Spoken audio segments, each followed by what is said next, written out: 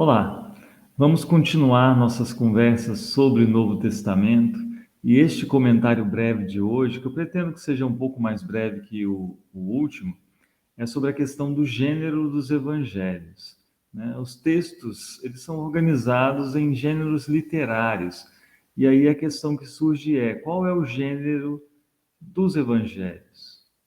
Antes de chegar a essa questão mesmo, eu lembro do motivo de estarmos conversando sobre ela. Na última conversa que tivemos sobre os sinóticos, terminamos com uma imagem assim: de um lado, Marcos, Mateus e Lucas, do outro lado, João. Uma questão que surge é: por que que João é tão diferente? Por que que tem conversas que estão somente ali e muitas, né? Não só conversas, acontecimentos também, como por exemplo a ressurreição de Lázaro, que inclusive é importante para o desfecho do texto joanino. Mas há também semelhanças entre João e os outros. Semelhança na atenção dada à paixão e morte de Cristo, semelhança que vai além de simplesmente o fato de contar a mesma coisa, mas também no tempo, no espaço dedicado a esse assunto, a essa cena, e até semelhanças verbais, palavras semelhantes, palavras iguais que são usadas para a descrição do mesmo acontecimento. E isso intriga pessoas que chegam a propor então: bom, João, ele teria, é uma hipótese, eu não concordo com ela, ele teria lançado mão de Marcos para escrever o seu texto. Ou João teria lançado mão de Marcos, Mateus e Lucas para escrever o seu texto. E aí alguém diz assim: então por que que João não é um quarto evangelho sinótico? Por que que ele não segue o padrão dos demais? A explicação seria que a intenção de João teria sido justamente complementar os sinóticos e não reescrevê-los. Mas alguém pode propor também o seguinte, e eu gosto muito dessa ideia, que João está completamente isolado dos demais, que ele não leu Marcos, Mateus ou Lucas para compor o seu texto. Se isso é assim, a pergunta que fica é: por que então as semelhanças acontecem? As semelhanças de palavras, elas não nos assustam tanto, porque a gente sabe que a tradição oral, a transmissão oral de relatos, pode conservar, inclusive, termos semelhantes. No nosso tempo isso é muito estranho, nós não acostumamos muito com isso, não nos acostumamos com isso de memorização de frases, de versos inteiros, mas isso é muito real, é muito real. E, inclusive, se você compara algo que é registrado por Paulo, por escrito primeiro, de Jesus, que é a cena da instituição da ceia, com a forma como ela é, como essa mesma cena é relatada nos sinóticos, você percebe semelhanças verbais também, né? E um texto que parece ter sido transmitido até Paulo por vós, né? Por vós. Paulo, em momento algum, dá a entender que ele está lendo um texto. Pode ser uma transmissão oral, sim, e mesmo assim as palavras, algumas palavras podem ser preservadas. Mas essa não é a minha questão exatamente, né? A questão se João é escrito isoladamente, de onde ele tem a ideia de escrever um texto desse tipo, né?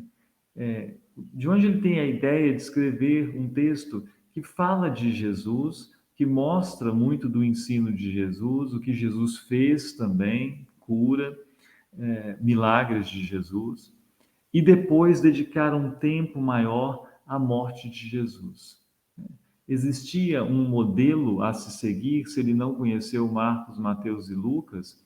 A questão então é: que tipo de texto é um evangelho, né? Existe um gênero a ser seguido pelo evangelista João, se ele escreve isolado dos demais? De onde ele tira essa ideia de escrever um texto assim?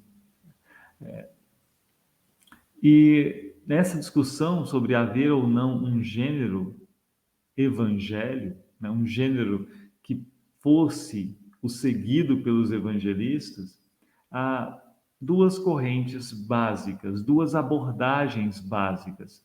Existem aqueles, de um lado, que vão dizer que não, que os evangelhos são um gênero em si, exclusivo. Os evangelhos são evangelhos e pronto. E eles são representantes dessa categoria, desse gênero. Outra abordagem é dizer assim: não, há semelhanças, nós podemos fazer comparações e há semelhanças entre os evangelhos e outros textos que circulavam na antiguidade. E aí, primeiro se pensa em biografia. Os evangelhos são a biografia de Jesus? Então vamos pensar essas duas correntes, uma de cada vez. O que se diz aqui, né? Essa corrente que defende o caráter único dos evangelhos vai dizer que é uma criação única dos primeiros cristãos, né, os evangelhos, sem paralelos na literatura greco-romana ou judaica. Mas aí, como nós vamos ver, né, há paralelos. Nenhum texto ele é completamente isolado de tudo. Mas aí eles vão dizer, mas nenhuma conexão proposta dá conta de todas as características dos evangelhos. Nesse sentido, então, eles são únicos. Não tem nada exatamente igual. Essa é uma perspectiva. Do outro lado, estão esses que vão dizer assim, não, é possível e é muito importante nós traçarmos paralelos, fazermos comparações. Pensamos primeiro em biografias, né? E aqui é muito bom dizer, quando pensamos assim em dizer o Evangelho, ele tem uma semelhança grande com biografias.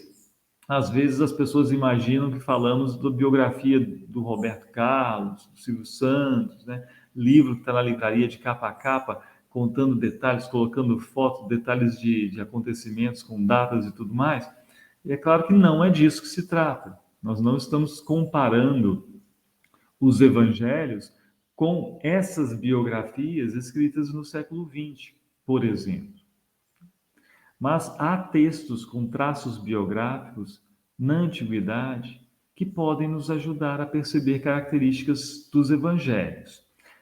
Na antiguidade, aliás, não se chamavam biografias. O termo biografias ele é tardio, é lá pelo século V depois de Cristo que ele surge. Antes disso, muitos falavam ou chamavam essas narrativas biográficas em grego de bios, simplesmente. Bios que significa vida, né? Essa vida, o percurso da vida. Em latim, vita. São narrativas de vida de alguém. Isso era muito comum, né? Muito comum.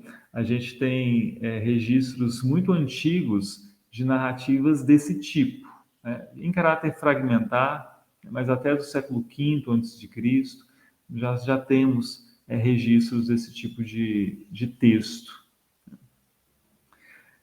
Então, uma hipótese é dizer os evangelhos eles são comparáveis à biografia helenística, a biografia que circulava naquele contexto. Não biografia no sentido estrito, temos que pegar um biógrafo conhecido da antiguidade e encontrar paralelo perfeito, mas biografia no sentido mais popular e amplo, né? Um texto de bios no sentido um pouco mais amplo. Mas também eu acho interessante considerar a importância do Antigo Testamento, que há, sim, paralelos interessantes no Antigo Testamento. Há quem pense em textos como o de Esdras, Neemias, porque aí você tem a expressão da vida de pessoas específicas também. Mas eu acho que nós podemos olhar para antes ainda e ver até na Torá, até na história de Moisés, alguma semelhança, não só de conteúdo, mas de seleção de informação também. Porque uma questão que assusta muito a alguns é assim: não é biografia, porque que texto biográfico é esse que conta somente o nascimento do sujeito, quase nada da sua infância, e de repente já conta da sua vida adulta, lá com seus 30 anos, trabalhando, e a sua morte? Não é mais ou menos isso que acontece com a narrativa de Moisés?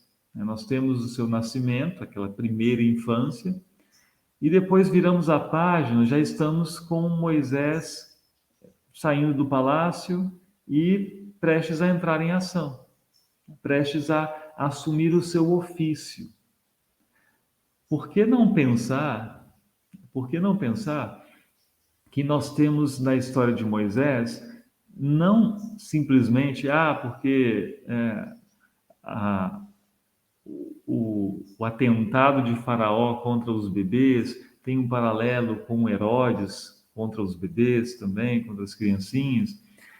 Mais do que isso, eu acho que é interessante esse recorte, que pode ter servido, inclusive, de modelo para os evangelistas, né? Eles não têm necessidade de ficar contando a história da infância, da adolescência, da primeira juventude de Jesus, porque o objetivo não é esse. Como o objetivo, né, da Torá também não era esse, com relação a Moisés. E é óbvio que os evangelistas têm um diálogo intenso com o texto do Antigo Testamento. Isso é óbvio. Eles estão o tempo todo dialogando com o Antigo Testamento, e então por que não pensar também que na constituição da estrutura do seu texto isso também fosse importante? Acho muito necessário considerar essa possibilidade. Isso faz com que nós pensemos assim: bom, então, de fato, parece haver uma referência, não é algo que surge do nada. E também, né, pode ter um tipo de relato centrado na morte, mas com elementos de outros gêneros. Aqui eu preciso comentar a existência de textos na antiguidade que tratam da vida de pessoas seletivamente também. E aqui eu estou pensando na antiguidade helenística, não mais no Antigo Testamento, mas que, por exemplo, né, Contra Flaco é um texto de Filon de Alexandria em que ele trata de uma perseguição que os judeus viveram no começo do século I em Alexandria. E ele vai se colocar contra o governante de Alexandria, nesse texto, contando a sua vida, contando feitos, não feitos gloriosos e benéficos dele, mas feitos nefastos, não a partir de seu nascimento, mas a partir do momento em que ele assume o seu ofício como governante e sucede o anterior. E aí ele começa a narrar os seus feitos. E essa narrativa vai terminar na sua morte, na morte do Flaco. E na morte do Flaco, que não é simplesmente aí ele morreu, né? Ela é descrita minimamente e ela é revestida de significado também. Ele vai dizer: olha, ele morreu assim para que se mostrasse que o Senhor Deus cuida do seu povo, para que a providência divina ficasse demonstrada na forma da morte de Flaco. O que eu quero dizer com isso? É um texto que aponta para uma pessoa, não do começo da infância, mas do começo do ofício, que conta seletivamente fatos da sua vida, nesse momento, seus feitos, e que dá uma atenção à sua morte. Não simplesmente contar a morte, mas contar e mostrar a importância de ele ter morrido assim. É um paralelo perfeito com os evangelhos? Não, é claro que não. Até porque a figura é diferente e o interesse na figura é totalmente diferente. Mas há um paralelo na ideia de se contar assim, de se contar isso, na verdade, não assim, mas de se contar isso. assim, paralelos, né? Dizer que não há paralelos, superficialmente, assim, porque não é biografia, é não conhecer os textos que nós temos disponíveis. Se nós olhamos com mais atenção, encontramos, sim, semelhanças importantes, que não dão conta de todos os aspectos do texto. Não é isso, mas o Evangelho segundo João não começa, tudo bem, começa sim, né, do período do ofício e vai até a morte, e a morte recebe uma atenção especial, mas contra Flaco, de Filon de Alexandria, né, sobre o qual estou falando, não tem esses diálogos de Flaco mostrando o ensinamento dele, não tem, claro que não. Não é desse tipo de comparação perfeita que a gente fala. Mas, aqui tem uma questão muito importante. Às vezes, as pessoas exageram no fato de os evangelhos terem características específicas, peculiares, que não se enquadram em gênero específico algum. Como se isso fosse quase que uma exclusividade dos evangelhos. E eu trago a capa do Satiricon de Petrônio, que é um texto escrito em latim no século I, muito provavelmente, e que também não é categorizável quanto ao seu gênero literário facilmente. Há discussões até hoje, imagina século XXI, ainda se publicam artigos discutindo o gênero literário do Satiricon. O que faz perceber, né, por que isso acontece? Que os gêneros literários não são perfeitamente delineáveis, encaixotáveis. Você não coloca facilmente, porque o risco é pensar assim: havia uma estante de livros dos gêneros literários totalmente organizado. E aí chegam os 4 evangelhos e a gente não sabe onde colocar. Só eles são um problema. Por que tudo estava tão organizado assim? Não estava. Não estava. Porque há uma certa fluidez entre os gêneros. As pessoas escreviam e não com uma forma perfeita sempre. Havia uma variação. E nessa época havia uma variação. Existe uma coisa chamada criatividade que vai além dos limites dos gêneros e que colhe, inclusive, elementos de gêneros diferentes. Isso acontece no Satiricon, isso pode acontecer no caso dos evangelhos também. E aí, uma questão importante, que eu considero importante, é que há evangelho também antes dos evangelhos. E isso pode ser importante para a gente perceber que pode haver um parâmetro que não é de um texto escrito, mas de um discurso falado. O evangelho surge primeiro, e eu vou dizer assim, né? Eu concordo com quem pensa, talvez até com esse nome evangelho, sim, antes de termos o texto de Marcos, antes de termos o texto de João. Eu convido você a procurar na sua Bíblia Atos 10, 34. Atos 10, 34 a 43, para a gente dar uma lida nesse discurso de Pedro, que pode nos ajudar a pensar isso. Pedro vai falar na casa de Cornélio, o centurião. A gente espera que Pedro pregue o evangelho no nosso linguajar, mas no linguajar de Pedro também me parece que é possível pensar isso. Diz assim o texto, né? Vamos, o trecho inteiro, que vai do 34 até o 43. Então Pedro começou a falar e ele disse: reconheço por verdade que Deus não trata as pessoas com parcialidade. Pelo contrário, em qualquer nação, aquele que o teme e faz o que é justo lhe é aceitável. Esta é a palavra que Deus enviou aos filhos de Israel, anunciando-lhes o evangelho da paz, por meio de Jesus Cristo. Este é o Senhor de todos. Vocês sabem o que aconteceu em toda a Judéia, tendo começado na Galiléia, depois do batismo que João pregou, como Deus ungiu a Jesus de Nazaré com o Espírito Santo e com poder. Eu vou continuar, mas veja como começou. Deus enviou aos filhos essa palavra, aos filhos de Israel, anunciando-lhes o evangelho da paz por meio de Jesus. E aí ele vai começar a contar: este é o Senhor de todos, você sabe o que aconteceu. Esse é o conteúdo desse evangelho da paz. E ele vai dizer: Jesus andou por toda parte, fazendo bem e curando todos os oprimidos do diabo, porque Deus estava com ele. E nós somos testemunhas de tudo que ele fez na terra dos judeus e em Jerusalém. Depois eles o mataram, pendurando-o num madeiro. Mas Deus o ressuscitou no terceiro dia e concedeu que fosse manifesto não a todo o povo, mas às testemunhas que foram anteriormente escolhidas por Deus, isto é, a nós que comemos e bebemos com ele. Depois ressurgiu dentre os mortos. Jesus nos mandou pregar ao povo e testemunhar que ele foi constituído por Deus como juiz de vivos e de mortos. Dele todos os profetas dão testemunho de que por meio do seu nome todo o que crê, o que nele crê, recebe remissão dos pecados. Isso é o Evangelho.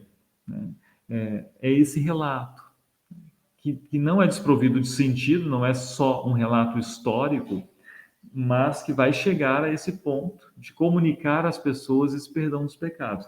Mas passa por essa contação de que Jesus andou pela Galiléia, pela Judéia, curou muitas pessoas, que ele foi morto, que ele ressuscitou.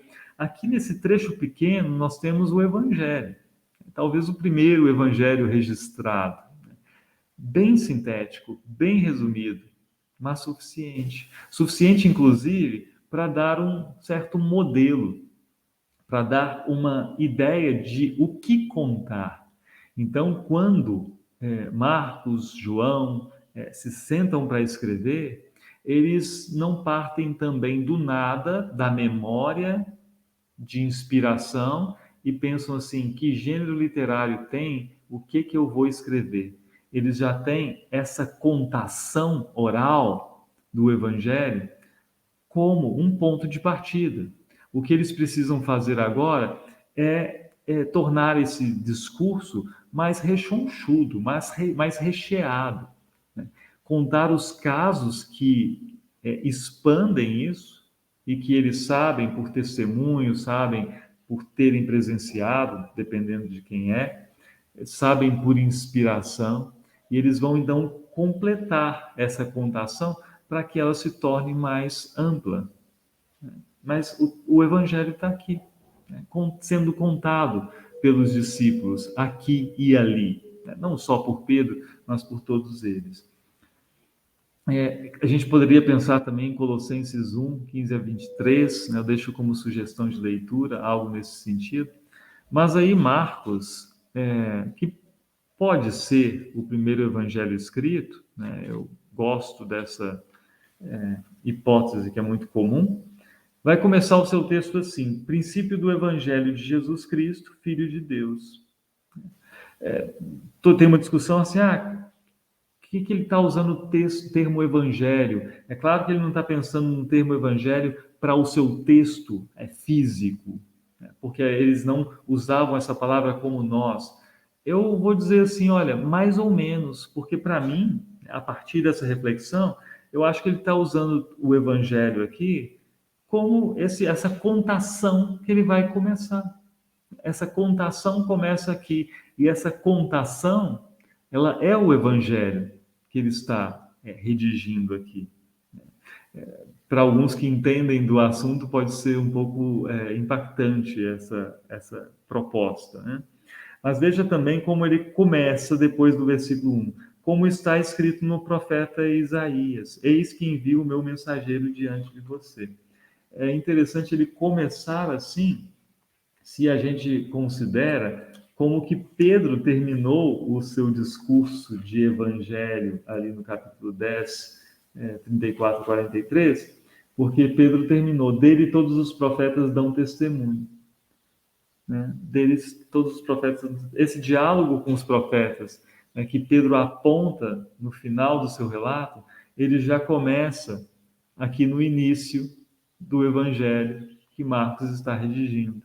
Isso é muito interessante, né? Como faz a gente perceber que os textos não surgem do nada, eles têm sim textos da antiguidade parecidos e tem ainda a contação oral como uma referência. E, claro, agora tendo essa referência, vamos escrever. Eu dou graças a Deus pela escrita dos evangelhos, porque confiar só nessa fala que passa pelo coração humano, que é enganoso, permitiria que nós perdêssemos essa mensagem, ou que ela fosse misturada com outras tantas coisas que são vontade do coração humano e não vontade de Deus. Vamos avançar rapidamente aqui, só para terminar. A partir disso, alguém ainda pode pensar, né, que Marcos teria dado origem a Mateus e Lucas de um lado, mas também, como referência, poderia ter dado origem a João. Eu acho isso desnecessário, eu acho e entendo, não sozinho, que João pode ter surgido de forma completamente isolada de Marcos, tanto pensando na questão inspiração divina, quanto pensando nas possibilidades de um texto semelhante surgir em ambiente diferente isoladamente, porque nós temos referências para eles que podem ser seguidas. Não precisa ser fonte escrita, mas pela contação oral e pela noção do que se escreve naquele contexto, é bem possível que eles constituam textos parecidos, que são também diferentes. Mas é curioso também, eu gosto de trazer essa imagem, pensar a possibilidade de organizarmos os textos de forma diferente. E é possível, não sei se você já pensou nisso, organizar os textos dos evangelhos não só sinóticos de um lado, João do outro, mas também Mateus e Lucas de um lado, Marcos e João do outro. Porque Mateus e Lucas se preocupam em contar algo do nascimento de Jesus, dessa primeira infância. Marcos e João começam já no ofício, embora João tenha o seu prólogo também, que é outra questão que é muito interessante, né? Mas perceberam como é possível organizar os textos de forma diferente? Aqui pensando no conteúdo e não nas características dessa narrativa como um todo, né? Mas no conteúdo mais estrutural básico, por onde começar. Nesse sentido, Marcos e João estariam unidos. Mas eles são diferentes também, né? E muito diferentes. Então não dá aqui só por essas semelhanças para estabelecermos uma relação genética. Esse é pai daquele. Não se explica tudo assim. E aí, para terminar essa conversa, para não se delongar muito, eu observo a questão, né, do bios, esse termo que se refere a narrativas de vida, que é um termo amplo, que não precisa se referir a um tipo muito específico de texto, com características muito rígidas, não precisa ser assim. Existem narrativas que a gente vai dizer, narrativas desse tipo, de bios, que narram vidas e que são diversas, desde uma antiguidade, século V a.C., até uma antiguidade mais tardia, textos diferentes são narrativas de bios sem assumirem uma forma específica. Nesse sentido, eu acho que eu posso sugerir que os evangelhos são, de certa forma, um bios teológico, uma narrativa de bios com um propósito teológico. O propósito dos evangelhos é teológico, o propósito de João é claramente escrito, explicitado, né, para que as pessoas creiam, e creiam em algo muito específico. Isso também não é uma exclusividade, como eu me referi ao Contraflaco de Fílon, e poderia me referir também ao Embaixada Calígula de Fílon, são narrativas de caráter biográfico, de certa forma, ou histórico, e que têm um interesse teológico, têm um propósito teológico. Os evangelhos são isso também, né? Uma narrativa de caráter de bios com um interesse teológico, com um propósito teológico, com um objetivo muito claro, né? Eu acho que isso é suficiente, né? Não precisamos de uma caixa mais perfeita, precisamos deixar as coisas ainda mais definidas, num tempo em que os gêneros não são tão definidos assim. Os gêneros literários não são tão rígidos assim. Porque é claro que os gêneros eles podem dar uma orientação para o escritor, ele sabe que tipo de texto ele está escrevendo, ele sabe quais características ele deve ter, mas isso não é seguido à risca, até porque os textos que ele tem como referência também não são tão rígidos assim. Começam a surgir textos variados.